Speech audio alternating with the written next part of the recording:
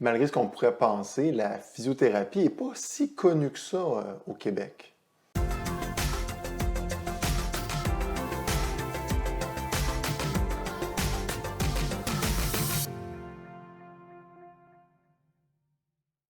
Bonjour tout le monde, Sébastien Baribeau, physiothérapeute. Aujourd'hui, on parle de la physiothérapie et du physiothérapeute.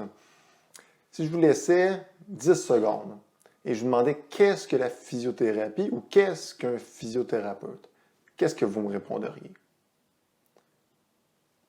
Prenez le temps d'y penser.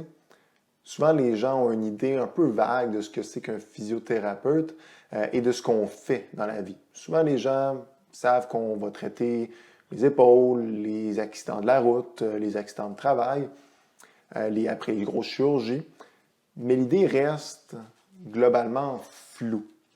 Donc, c'est ce qu'on va parler aujourd'hui. Premièrement, le physiothérapeute, il faut se rappeler que c'est un professionnel qui possède une maîtrise en physiothérapie universitaire.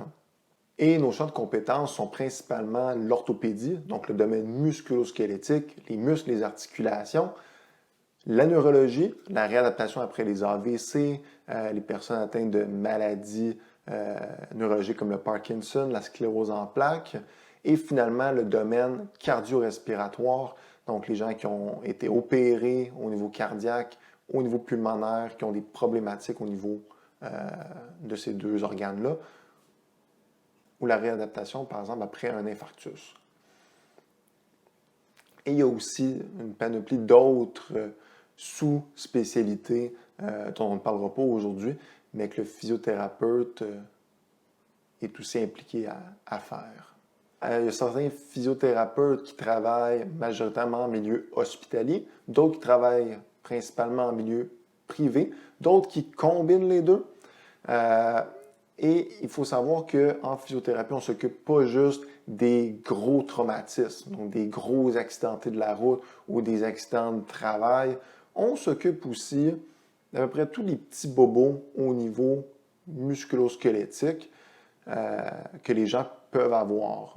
Et je pense que le rôle du physiothérapeute est surtout là quand le petit bobo commence à être persistant. Donc, quand il ne part pas, quand vous avez une douleur, un mal depuis quelques jours et ça persiste, il est toujours bon d'aller consulter un physiothérapeute pour avoir l'heure juste et pour éviter que le petit bobo devienne un plus gros bobo et que ça dégénère et que là, vous soyez pris avec ce problème-là pour une plus longue période de temps et que ça vous limite dans vos activités de la vie de tous les jours. La première étape, peu importe l'inconfort que vous avez, c'est d'appliquer les méthodes de base. Donc le repos, un peu de glace, vous allez voir mon vidéo sur la glace, et de voir comment la condition évolue.